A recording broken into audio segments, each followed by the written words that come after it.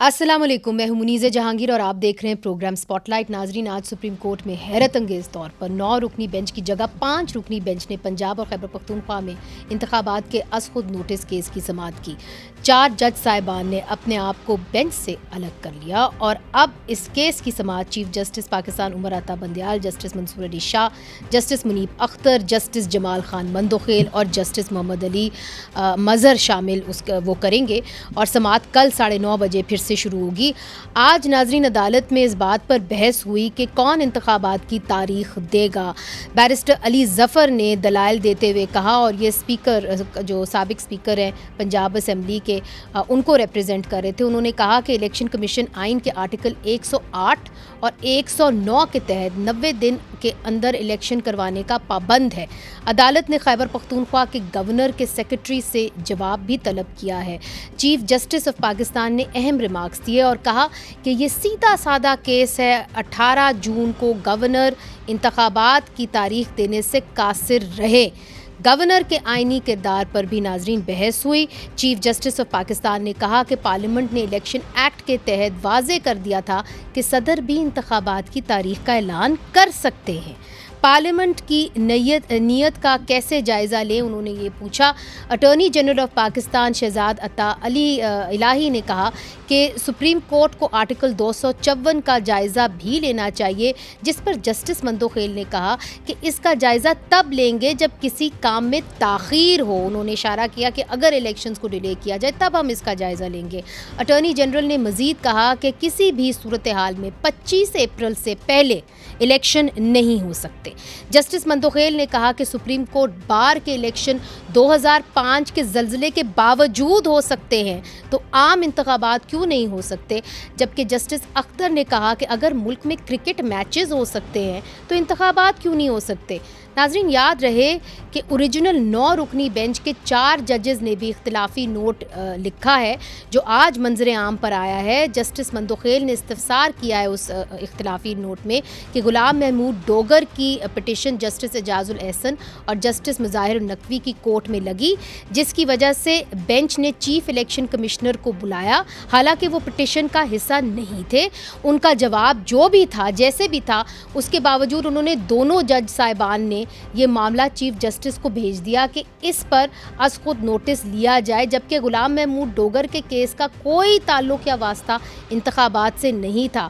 उसके बाद ये ऑडियो लीक्स का मामला आया, जिसमें सदर supreme court bar association Abid Zubairi साहब परवेज़ इलाही गुलाम महमूद डोगर के केस का ही जिक्र कर रहे थे, जो बहुत एक संजीदा मामला है, उनका ये कहना था।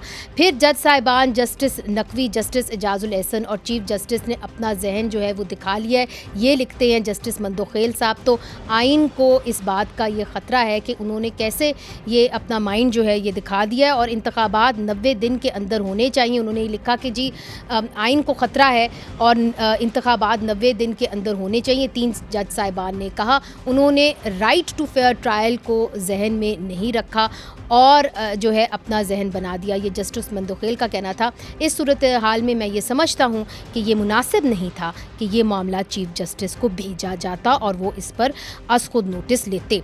जस्टिस मंसूर अली शाह ने कहा कि क्योंकि ऑडियो लीक्स का मामला आ गया है और बार काउंसिल्स ने एक जज के खिलाफ सुप्रीम जुडिशल काउंसिल में रेफरेंस दायर करने का फैसला कर लिया है, तो फिर इस जज को बेंच में शामिल करना गैर मुनासिब था।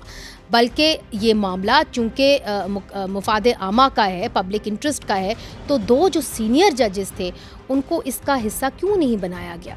जस्टिस याया अफरीदी ने कहा कि इंतखाबात का मामला लाहौर हाई कोर्ट और पेशावर हाई कोर्ट में ज़ेरे समाअत है, इसलिए अज़ खुद केस में सुप्रीम कोर्ट की राय हाई कोर्ट्स के फैसले पर असरअंदाज हो सकती है। जबकि जस्टिस अत्तर मिनुल्लाह ने बड़ी दिलचस्प बात की। उन्होंने कहा कि क्या सूबाई असम्बलियाँ आइनी और जमहूरी तकाज़ों को पूरा करते हुए जो है तहलील हुई थी या नहीं हुई थी, और क्या ये मामलात हमारे सामने प्री मैच्योर हैं, चूँकि ये मामला आईनी अदालतों में इस वक्त ज़ेर बहस है। उन्होंने जस्टिस याया अफरीदी का जो इख्तलाफी नोट है उसे भी इत्तफाक किया। तो नाजरीन, इस वक्त हमारे साथ हैं पाकिस्तान पीपल्स पार्टी के कादिर मंदोखेल साहब, जो कौमी असम्बली की कमेटी बराए लॉ एंड जस्टिस के मेंबर हैं, और उनके साथ हमारे साथ DSNG पे मौजूद हैं JUIFA के सेनेटर कामरान मुर्तज़ा साहब, जो सेनेट की कमेटी बराए लॉ एंड जस्टिस के मेंबर हैं, सेनेटर हैं। आपका भी बहुत बहुत शुक्रिया। और कुछ ही मेरा ख्याल है शायद फ़ोन लाइन के ऊपर हमारे साथ मौजूद भी हों, कुछ ही लम्हों के अंदर हमें ज्वाइन करेंगे शुएब शाहीन साहब, जो Islamabad high court bar association के सदर हैं। सबसे पहले कामरान साहब, आपकी जानिब आऊँगी। आपने तो इस्तदा की हुई थी और PDM की तमाम जो जमातें हैं उन्होंने इस्तदा की हुई थी कि जी फुल कोर्ट होना चाहिए, तो आपकी इस्तदा तो मानी ही नहीं गई आज, आप क्या कहेंगे? हमारे टू फोल्ड थी रिक्वेस्ट। पहली एक एप्लीकेशन जो जॉइंट स्टेटमेंट फाइल की थी पाकिस्तान पीपल्स पार्टी की तरफ से, मुस्लिम लीग नून की तरफ से और JUI पाकिस्तान की तरफ से, कि दो जजेस जो है वो अपना माइंड चूँकि डिस्क्लोज कर चुके हैं, तो इसलिए उनको वो रिक्यूज़ कर जाएँ तो बेहतर है, मुनासिब है। बड़े एहतराम से हमने उनके लिए ये जो है वो रिक्वेस्ट की थी। और साथ दूसरी एप्लीकेशन सब्सिक्वेंटली फ़ाइल की थी फुल कोर्ट के लिए, क्योंकि जहाँ पे 184(3) की बात है तो वहाँ कोर्ट का लफ्ज़, और कोर्ट को जो है हम जो समझते हैं उसमें कोर्ट का मतलब पूरी अदालत है। तो वो हुआ ये कि आज 11:30 बजे शुरू होना था, 11:30 से होते होते तकरीबन 12:45 तक मेरा ख्याल है ये मामला चला गया। और 12:45 बजे जब जजेस आए तो वो उन्होंने एक अपना बजाय कि 9 जजेस आते 5 जजेस आए, और 5 जजेस आए, उन्होंने कहा कि जी ये बेंच जो है वो दोबारा बना है, और उसमें से 4 जजेस रिक्यूज़ कर गए हैं इस प्रिंसिपल पे कि 4 जजों ने माइंड डिस्क्लोज़ किया है। हालांकि जो माइंड डिस्क्लोज हुआ था मेरा ख्याल है वो 2 का हुआ था, बाकी 2 ने तो सिर्फ डिसमिसल की बात की थी, फैक्ट्स पे कोई बात नहीं की थी। यानी और 4 जजेस चूँकि रिक्यूज़ कर गए तो उसके बाद 5 रह गए, और 5 की तरफ से जो है उन्होंने जो सेकंड एप्लीकेशन थी उन्होंने कहा कि पहली एप्लीकेशन भी सुनेंगे। पहली एप्लीकेशन जो जॉइंट स्टेटमेंट थी हमारी वो तो इन्फ्रुक्चुअस हो गई कि 4 लोग जो है रिक्यूज़ कर गए थे इंस्टेड ऑफ 2, और बाकी जो फुल कोर्ट की बात थी उन्होंने कहा था कि सुनेंगे, यानी सुना जाना चाहिए था। उन्होंने कहा बस समझे कि वो भी सुन ली गई है, और देन जो है ना वो मेरिट पे जो है ना उन्होंने प्रोसीड करना शुरू कर दिया। और जब प्रोसीड मेरिट पे किया तो मेरा ख्याल है कि सो मोटो पे उन्होंने प्रोसीड नहीं किया, बल्कि उस पिटीशन पे उन्होंने सबसे पहले सुना है जो 2 स्पीकर साहबान सूबाई असम्बली की तरफ से थी, और उसको सुना है। और उसके बाद शायद बाकी जो को काउंसिल हैं या जिनका मफाद एक तरह से है उनको सुन के कल आगे बढ़ेंगे। तो 5:45 तक या 5:30 तक जो ना ये आज हेयरिंग हुई है इस केस की। मगर कल जो अस्कुद नोटिस केस है उसका अब मुस्तकबिल क्या होगा? क्या फुल कोर्ट कल बेंच बैठेगा? कुछ इसके अंदर क्लैरिटी आई है जी? नहीं, फुल कोर्ट तो अब नहीं बैठेगा ना जी। अब उन्होंने मेन पिटीशन सुननी शुरू कर दी है। दो या दो से ज़्यादा पिटीशन जो है ना वो रेगुलर साइड पे आई हुई है। रेगुलर साइड का मतलब ये है कि वही 184(3) में है, मगर पिटीशंस फाइल हुई हैं। एक पहली पिटीशन जो है वो स्पीकर साहबान की तरफ से है सूबाई असम्बली के, दूसरी एक शुएब शाहीन साहब ने फाइल की थी जी बिल्कुल ये थी, और शायद कोई एक आधा और भी हो मेरा ख्याल है। तो ये 2 पिटीशन और उसके साथ जो है ना वो सो मोटो था। तो सो मोटो अब पस मंज़र में चला गया है, और ये पिटीशन जो है ना वो ऊपर आ गई हैं और इनको सुन रहे हैं। ठीक, मगर फिर भी जो आपकी भी पिटिशन है, शुएब शाहीन साहब ने हमें ज्वाइन कर लिया, आपकी भी पिटिशन को अब कल सुना जाएगा। अब जो मेन सवाल है वो यही है कि इलेक्शन कमीशन अनाउंस करेगा इलेक्शंस, बल्कि कौन सा इदारा जो है वो इंतखाबात की तारीख देगा, और क्या ये 90 दिन के अंदर होंगे कि नहीं होंगे। मगर चूँकि कन्फ्यूजन है इस मामले के अंदर, तो अतर मिनिल्ला साहब ने तो ये भी कहा था कि इस बात के ऊपर भी बहस होगी कि क्या जो दोनों असम्बलीज़ हैं वो कानूनी तौर पर डिज़ोल्व हुई हैं कि नहीं हुई हैं। देखें, चूँकि ये बात उन्होंने अतर मिनिल्ला साहब ने अपने नोट में ये लिखा था, और पहले दिन भी उन्होंने बात की थी, और उन्होंने अपना माइंड डिस्क्लोज भी कर दिया था। चूँकि अब वो बेंच का हिस्सा नहीं है और मेजॉरिटी व्यू ने उसको एक्सेप्ट नहीं किया उनके इस पॉइंट ऑफ व्यू को। अब मेरिट पे डिसीजन आ रहा है कि क्या अब ये, चूँकि ना तो किसी कॉन्स्टिट्यूशन पटिशन का हिस्सा था, ना कोई लेकर गया, ना आज तक किसी ने ये इस मौजू पे पटिशन फाइल किए, इसलिए अब इस बात पे तो डिस्कशन हो ही नहीं रही। अब डिस्कशन सिर्फ एक बात पे हो रही है कि 90 डेज़ आइन देता है टाइम, इसलिए उसके मुताबिक तो टाइम बाउंड है, उसको कोई एक्सक्यूज़ नहीं है, कोई और इदारा, कोई अदालत इवन उसको चेंज नहीं कर सकती। एक तो ये आइनी तौर पर ये हो गया। दूसरी बात ये आ गई कि क्या یہ جو گورنر کا پاور ہے انڈر آرٹیکل 105, پنجاب کے گورنر کی حد تک تو اس نے ڈیزالو نہیں کیا, تو کیا وہ بھی پابند ہوگا 105 کے مطابق ڈیٹ دینے کا؟ اور اگر وہ نہیں ہے تو کیا الیکشن کمیشن انڈر آرٹیکل 218 وہ ڈیٹ دینے کا پابند ہوگا؟ اگر وہ بھی نہیں دیتا ہے تو کیا پریزیڈنٹ آف پاکستان نے جو پاور ایکسرسائز کی ہیں انڈر سیکشن 57 سب سیکشن 1 کے تحت کہ وہ جنرل اسمبلی کے جنرل الیکشن کسی بھی اسمبلی کا, خواہ وہ پروونشل ہو خواہ نیشنل ہو, وہ ڈیٹ دے سکتا ہے after consultation with the election commission? کیا یہ جو آرڈر ہے پاس ہوا ہے یہ ویلڈ ہے, لافل ہے, in accordance with the constitution and accordance with the statute ہے یا نہیں ہے؟ دوسرا سوال آئے گا کہ جو KPK کے گورنر نے اسمبلی ڈیزالو کی ہے اس کے مطابق وہ پابند تھا انڈر آرٹیکل 105. اب اس نے اپنی پاورز جو ہے وہ نہیں ایکسرسائز کی, اس نے ڈیلیگیٹ کر دی ٹو دی الیکشن کمیشن. اس نے یہ لکھ دیا کہ آپ ایجنسی سے پوچھیں, انٹیلیجنس ایجنسی سے پوچھیں, سیکورٹی ایجنسی سے پوچھیں, تمام جماعتوں سے کنسلٹ کریں اور اس کے بعد آپ ڈیٹ دے دیں. اور دہشت گردی والی بات بھی کی اور یہ وہ. تو اب اس کے اوپر یہ آئے گا کہ کیا جب وہ نہیں دیتا ہے ڈیٹ, پھر اگین ایک کانسٹیٹیوشنل فورم ہے, اگر وہ ڈیٹ نہیں دیتا ہے تو دو آپشن ہیں, یا الیکشن کمیشن اپنی پھر پاور ایکسرسائز کرے گا 218 میں, اگر وہ بھی نہیں کرتا ہے تو پھر کیا پریزیڈنشل پاورز جو ہیں وہ لافل ہیں, ویلڈ ہیں؟ اور اگر یہ دونوں چیزیں غلط ہیں, صحیح نہیں ہیں, تو کیا گورنر کو پابند کیا جائے کہ وہ کوئی ڈیٹ دے یا عدالت از خود ڈیٹ دے دے؟ اب یہ ساری یہ جو ابہام ہے اس کو دور کرنا ہے کورٹ نے کہ کون ڈیٹ دے گا اور کون پابند ہے اور کس کی کمپٹنٹ اتھارٹی ہے. دیکھیں ایک اختلافی نوٹ جو جسٹس یحییٰ افریدی صاحب نے بھی دیا, مندوخیل صاحب, اس کے اندر انہوں نے کہا کہ کیونکہ کچھ ایسے کیسز ہیں جو لاہور ہائی کورٹ کے اندر, پشاور ہائی کورٹ کے اندر زیر التوا ہیں, جس طرح کہ intra court appeal election commission گئی ہوئی ہے لاہور ہائی کورٹ کے اندر اور معاملہ وہاں پہ سنا جا رہا ہے صوبوں کا, تو اگر ہم اس کے اوپر کوئی بھی فیصلہ کر لیتے ہیں تو ہم اثر انداز ہو جائیں گے لوور کورٹس کے اوپر, اور وہ شاید صحیح نہیں ہوگا. صحیح یہی ہوگا کہ پہلے ہم ان کا ویٹ کریں, وہاں پہ دیکھیں کہ کیا فیصلہ آتا ہے, پھر سپریم کورٹ میں معاملہ ہے. اس کے بارے میں آپ کیا کہیں گے, یہ جو اصول انہوں نے بنایا اس پہ بات کی؟ دیکھیے آپ تو پتہ نہیں کیا نام دے دو, مجھے اس سے سروکار نہیں ہے. میں تو صرف اتنا کہنا چاہ رہا ہوں کہ آرٹیکل 95 کے تحت جو سو موٹو لیا تھا سپریم کورٹ نے, اور پھر اپنی سو موٹو کا دفاع کرنے کے لیے جب رات 12 بجے تک اسمبلی میں وہ ووٹ آف نو کانفیڈنس کا جو پروسیڈنگز ہے وہ نہیں ہوا, تو PTI والوں نے اپنی یہ گلو بٹوں کے ذریعے سوشل میڈیا میں جس طرح تضحیک آمیز کارٹون بنائے ہمارے آنریبل ججز کے, وہ دنیا نے دیکھ لیا. ٹھیک ہے, اس کے بعد جب شرین مزاری صاحبہ کا جب بیٹی جو کہ کوئی ممبر پارلیمنٹ بھی نہیں ہے, ان کے لیے جب اسلام آباد ہائی کورٹ رات 12 بجے کھلا تو پھر وہ ختم تھا, اور وہ کیس ختم بھی ہو گیا. اس کے بعد پھر یہی ریئرسل لاہور ہائی کورٹ کا ہوا تھا, لاہور رجسٹری کا ہوا تھا سپریم کورٹ میں, جب دیواریں پلانگ کی یہ ساری مخلوق گئی ہے, اور رجسٹرار جو وہاں پہنچا تھا ڈپٹی رجسٹرار یا جو بھی تھا, اور اس کے بعد جو پٹیشن پوچھا تو ابھی ٹائپ ہو رہی ہے. تو یہ سارے تماشے تو ہم نے دیکھ لیے ہیں, لیکن ایسی صورت میں میرا پہلا سوچ یہ ہے, کیا ضرورت تھی سپریم کورٹ کو ان ساری چیزوں میں کودنے کی؟ کیا ضرورت تھی سپریم کورٹ کو جب یہ پورا ریئرسل پچھلا گزر چکا تھا اس چیز میں ملز کے؟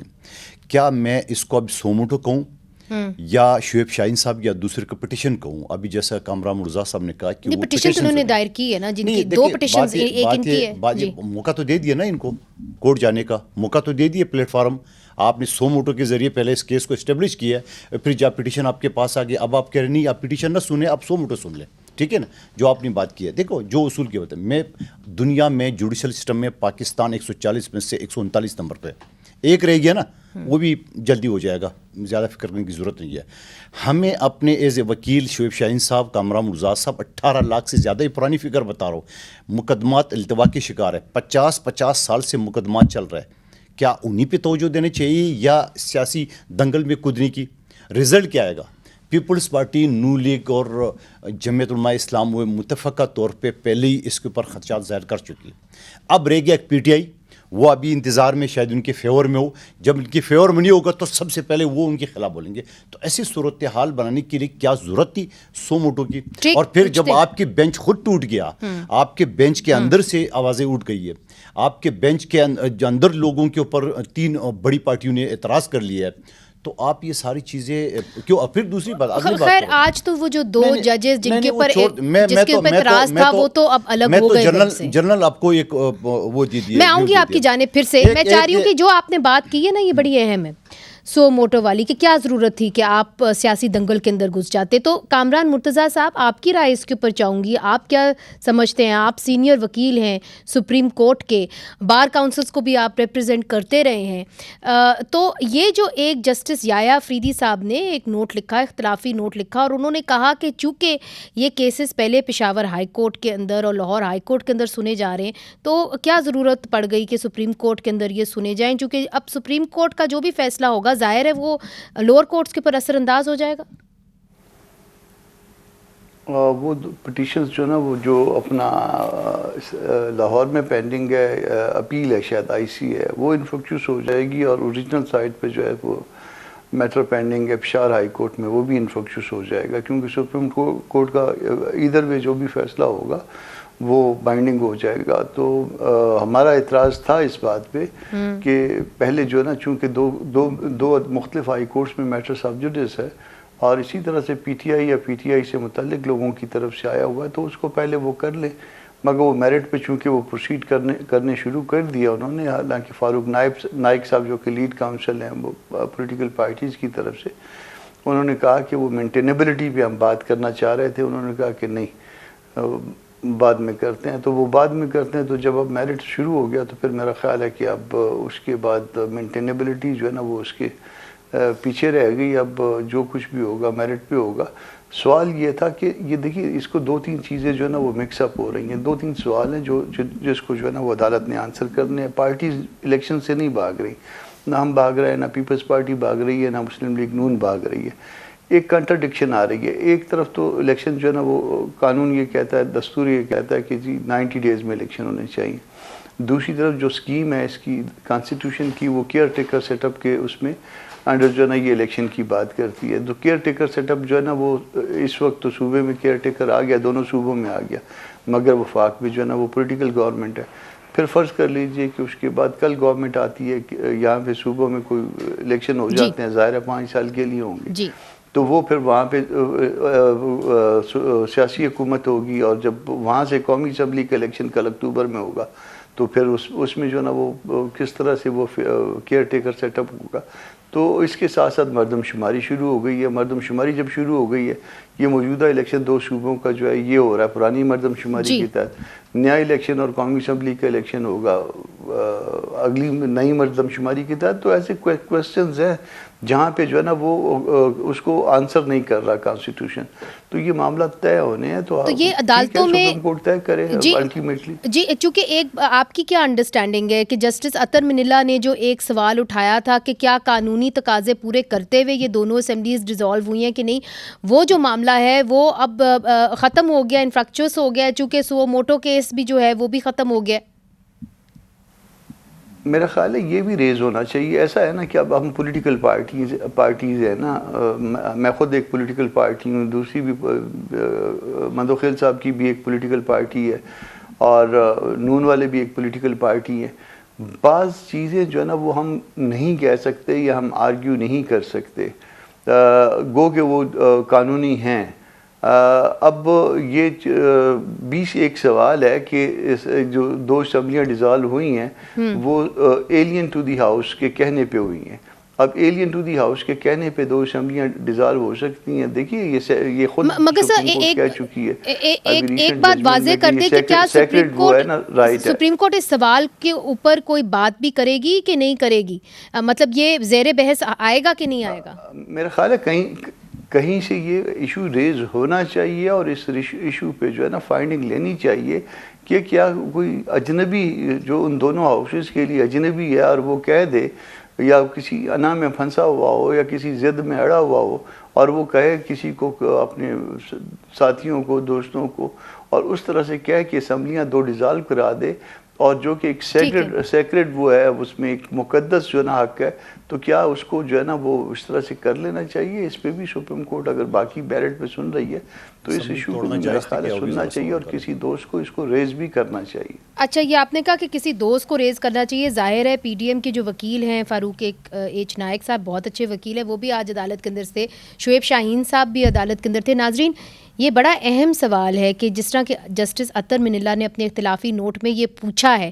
کہ کیا جو دونوں اسمبلیاں ہیں وہ قانون کے تقاضے پورے کرتے ہوئے ہی ڈیزالو ہوئی تھیں کہ نہیں ہوئی تھیں، یہ سوال انہوں نے کیا ہے۔ پاکستان میں بہت کچھ ہوا ہے، یہ تو نہیں ہونے جا رہا کہ جو اسمبلیز ڈیزالو ہوئی ہیں ان کو پھر سے جو ری انسٹیٹ کر دے عدالت، کیا یہ ہو سکتا ہے؟ یہ ہم پوچھیں گے اپنے پینلسٹ سے وقفے کے بعد۔ ویلکم بیک ناظرین، بریک سے پہلے میں نے یہ سوال کیا تھا کہ پاکستان کے اندر ہم نے بہت کچھ دیکھا ہے، کیا یہ بھی ہم دیکھ سکتے ہیں جس طرح کہ جسٹس اطہر من اللہ نے ایک سوال اٹھایا، اور وہ سوال یہ ہے کہ کیا جو دونوں صوبائی اسمبلیز تھی پنجاب اور خیبر پختونخوا کی، وہ قانونی تقاضے پورے کرتے ہوئے ہی تحلیل ہوئی تھیں کہ نہیں ہوئی تھیں؟ کیوں شعیب شاہین صاحب، آپ کی پٹیشن اب بینچ کے سامنے ہے، جو بینچ کل 9:30 بجے پھر سے سنے گا، کیا یہ اس کے اوپر آپ نے کہا کہ بحث نہیں ہوگی، مگر کامران صاحب کہہ رہے ہیں کہ اس کے اوپر بحث ہو سکتی ہے؟ دیکھیں، وہ یہ کہہ رہے ہیں کسی دوست کو اس پہ بحث کے لیے لے جانا چاہیے یا بحث کرانی چاہیے تاکہ کوئی کورٹ اس پہ ورڈکٹ دے، لیکن میری ہمبل ویو میں یہ ہے کہ چونکہ یہ نہ تو پٹیشن کا حصہ ہے، نہ تو کسی نوٹ کا حصہ ہے، اور نہ ہی اس وقت جس جج صاحب نے ایک اضافی نوٹ دیا تھا وہ اس وقت بینچ کا حصہ ہے، نہ ہی کورٹ اس کے اوپر آرگومنٹس کر رہی ہے۔ ہاں، اگر پی ٹی ایم کو دوست کو بحث کرنا چاہیں تو پروبیبلی کورٹ اس کا آنسر کرے، لیکن میرا خیال ہے کہ اس وقت یہ آنسر نہیں کیا جائے گا۔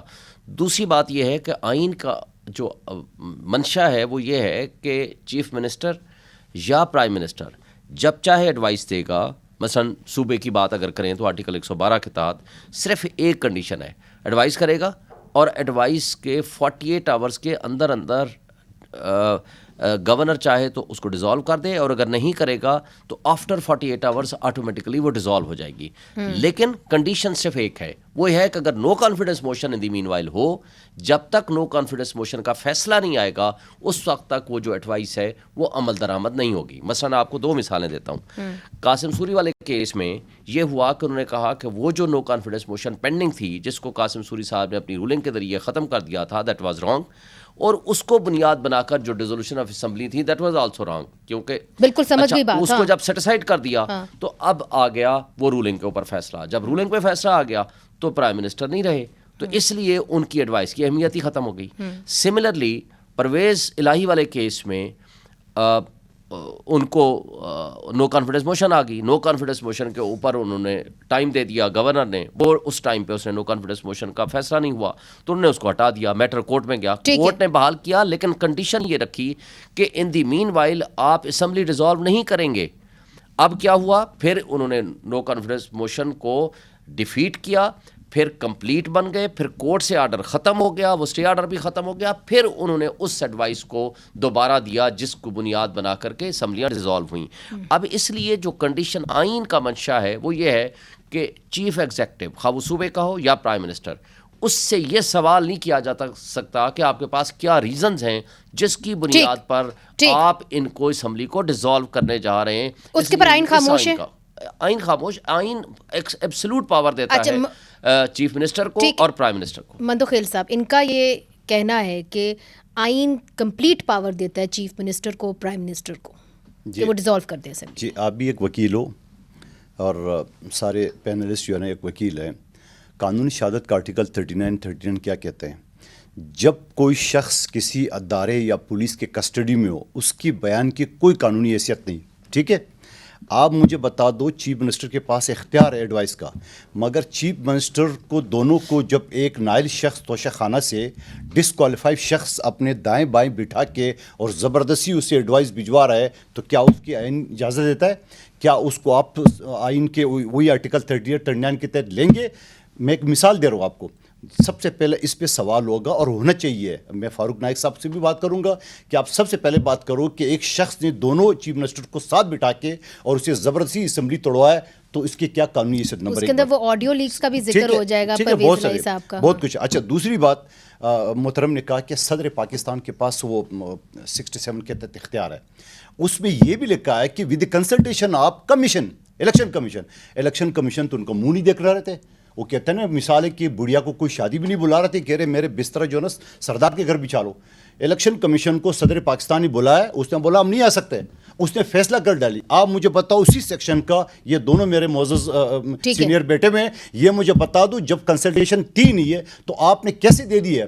آپ صبح اٹھتے ہو, ناشتہ کر لیے, واک کر لیے, اب کروں تو کیا, کبھی جا کے بیٹے کے گورنر امریکہ سے ڈیل کرو, کبھی آپ اپنی بیگم صاحبہ کے ذریعے پنک ریبن کے جوس چلائے, کبھی آپ کوئی ریلوے کا سکول اڑپ کر دے. یہ سارا ڈرامہ نہیں چلے گا. قانون اور آئین بڑے واضح ہے. نمبر آخری بات, آپ مجھے بتاؤ آئین کا آرٹیکل 232 کیا کہتے ہیں؟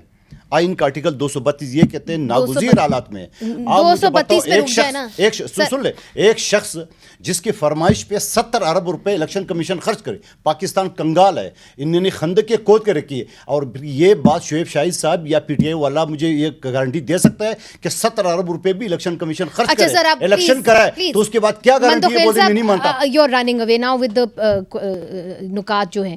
اچھا کامران صاحب 232 کے اوپر بھی آ جائیں, مگر پہلے میں یہ سوال کروں گی کہ جو آج عدالت میں بھی بات ہوئی, آخر کار کسی نہ کسی نے تو الیکشنز کا اعلان کرنا ہے. جس طرح علی ظفر صاحب, بیرسٹر علی ظفر صاحب آج کہتے رہے کہ کسی نے تو الیکشن کا اعلان کرنا ہے, اور یہ اس کی کیا گارنٹی ہے کہ اگر ملک کے اندر میچز ہو سکتے ہیں تو پھر الیکشنز کیوں نہیں ہو سکتے؟ اور نہ یہاں پہ انفارچونیٹلی بڑے افسوس کے ساتھ کہنا پڑتا ہے دہشت گردی کا خاتمہ ہونا ہے, نہ مہنگائی کا خاتمہ ہونا ہے, تو پھر کیا گارنٹی ہے کہ جو اکتوبر میں آپ الیکشنز کرنے جا رہے ہیں اس کو بھی آپ آگے کر دیں 232 کو کوٹ کر کے؟ نہیں, اس میں الیکشن آگے نہیں جا سکتا, یا کوئی اگر جائے بھی تو کوئی ایسے 5-10 دن 20 دن شاید ممکنہ طور پہ اگر کوئی خدا نہ خواستہ کوئی ایسی بات آ جائے تو اس طرح سے ہو سکتا ہے. یہاں پہ جو ایشو پیدا ہو رہا ہے وہ الیکشن کی اسکیم کے اگینسٹ ایک ایشو بن گیا ہے. اسکیم یہ ہے کہ جی کیئر ٹیکر سیٹ اپ کے انڈر, اور کیئر ٹیکر سیٹ اپ جو ہے وہ آدھا تیتر آدھا بٹیر, آج بھی آدھا تیتر آدھا بٹیر ہے, اور اکتوبر میں بھی جب الیکشن ہوں گے تو بھی آدھا تیتر آدھا بٹیر ہوگا. آج شاید ہم کو سوٹ کر رہا ہے, کل کسی اور کو سوٹ نہ کر جائے.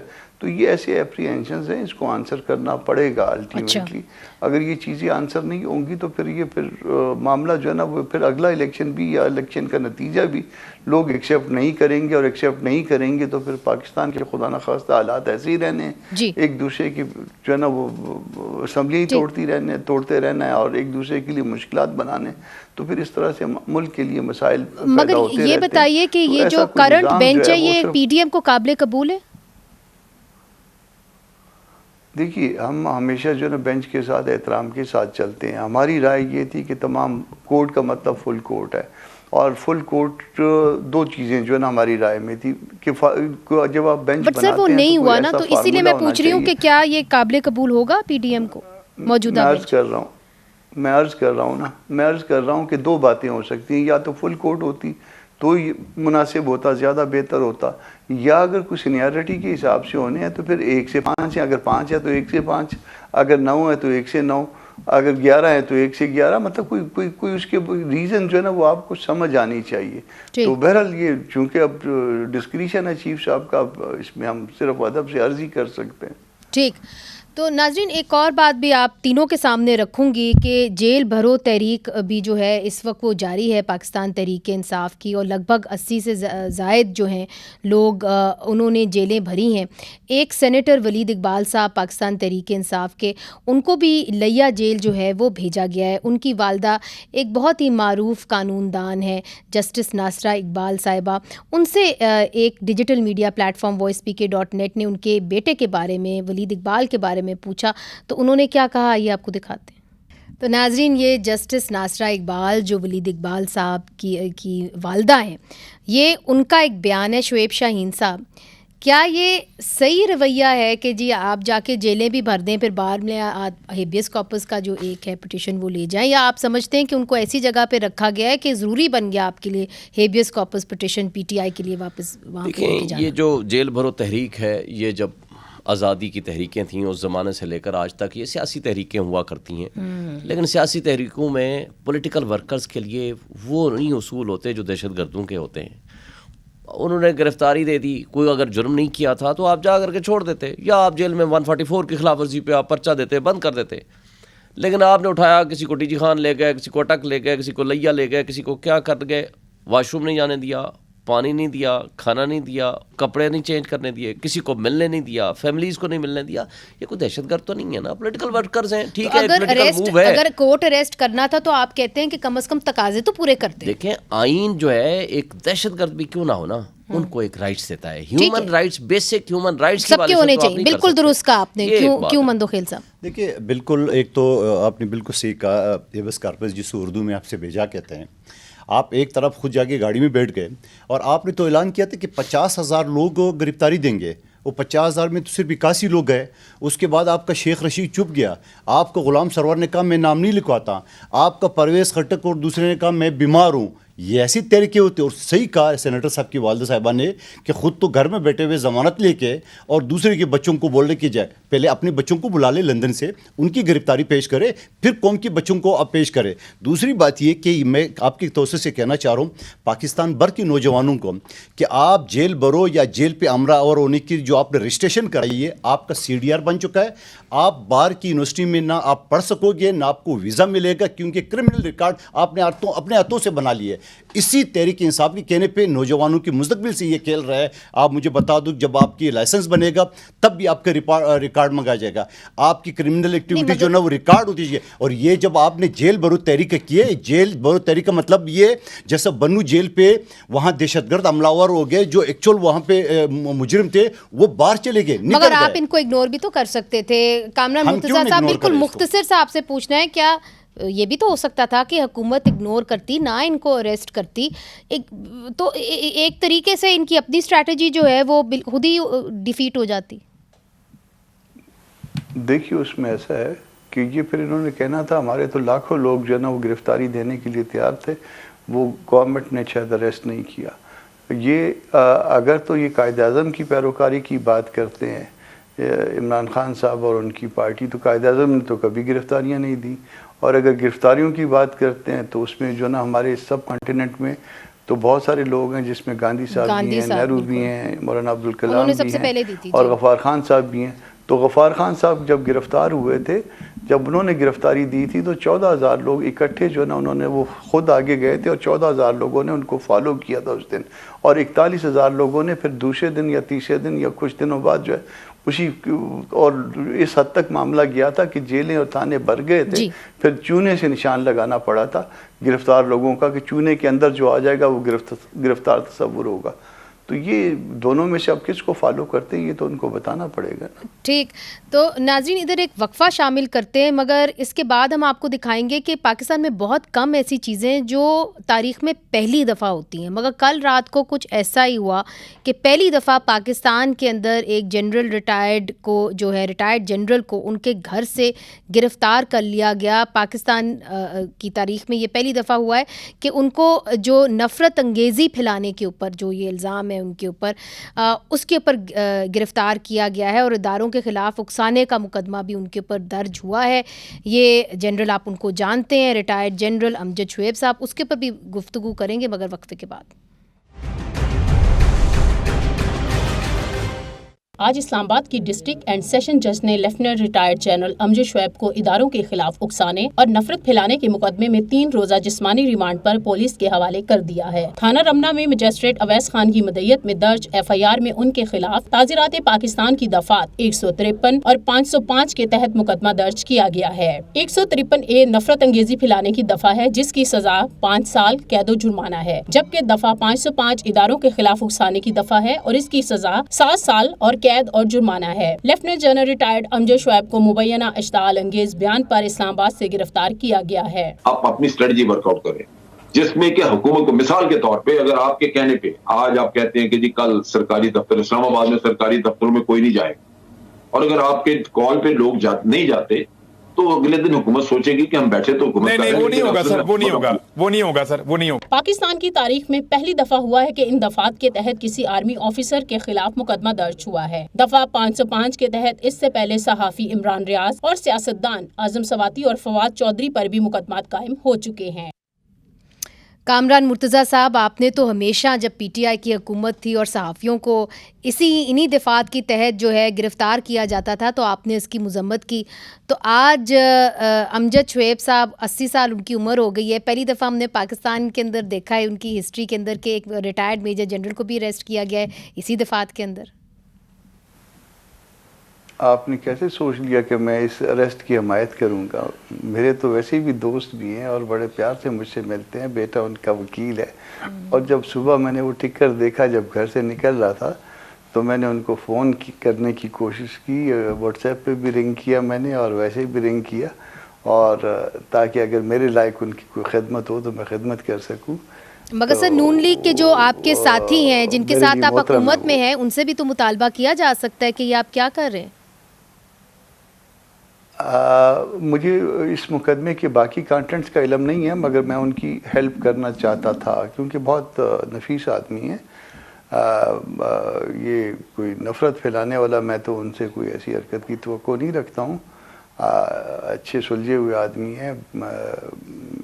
ठीक, मैं उनके मुकदमे में मैं अपने साथियों से भी बात करूँगा। ये मतलब एक तो बुज़ुर्ग हैं और अदरवाइज़ कोई ऐसी बात नहीं है कि खुदा न खासा नफ़रत फैलाने वाले आदमी, मैंने आज तक उनमें कोई ऐसी चीज़ फील तो नहीं की है।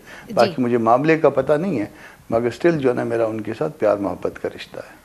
शुएब शाहीन साहब, पाकिस्तान तहरीक इंसाफ ये सहाफ़ियों के साथ यही मुकदमा जो है, यही जो दफ़ातें लगाती रही और वो तो पहले अरेस्ट हो जाते, बाद में जो है ये मुकदमा दर्ज होता था। तो आपको लगता है कि ये होना ही था किसी दिन कि पहले छोटे का गला पकड़ो फिर बड़े का, फिर उससे बड़े का? मैं समझता हूँ कि बदकिस्मती है कि हमारी पुलिस को इतना रियासती दहशतगर्दी की एक इजाज़त दे दें कि जिस शरीफ आदमी को जिसको चाहें, आप कंटेंट्स ऑफ FIR देखो, उसके ज़रिए ये इल्ज़ाम बनता ही नहीं है। अच्छा? ऑफेंस ही नहीं बनता इस कंटेंट्स ऑफ एप्लीकेशन। अगर 100% ये बांध लिया जाए, मिसाल के तौर पर वो बंदा एक कह रहा है, मिसाल के तौर पर की जाने वाली बात भी क्या कभी ये दफात में लगती है?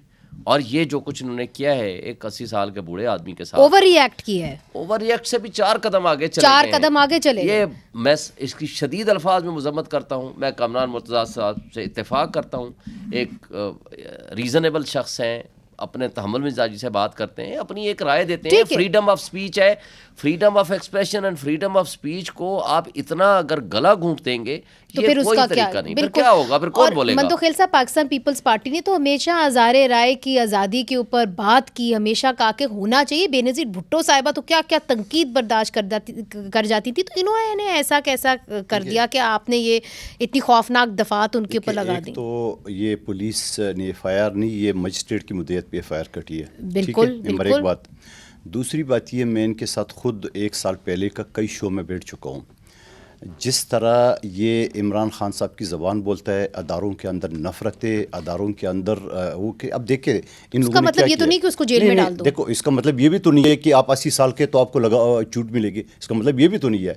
दूसरी बात है, हम हमेशा ये कहते थे कि कानून सबके लिए, जर्नल के ऊपर भी है।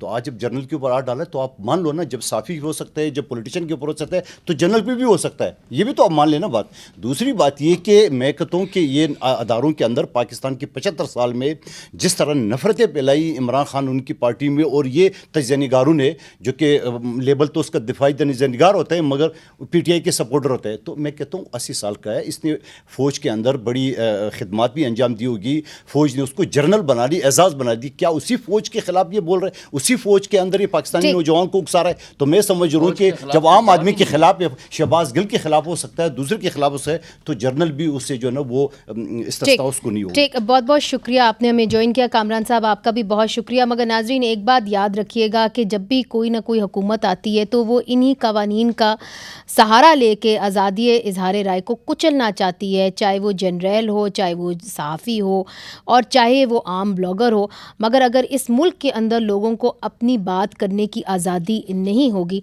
तो फिर जमहूरियत किस नाम की? मुनीज़ जहांगीर को इजाज़त दीजिए। खुदा हाफ़िज़।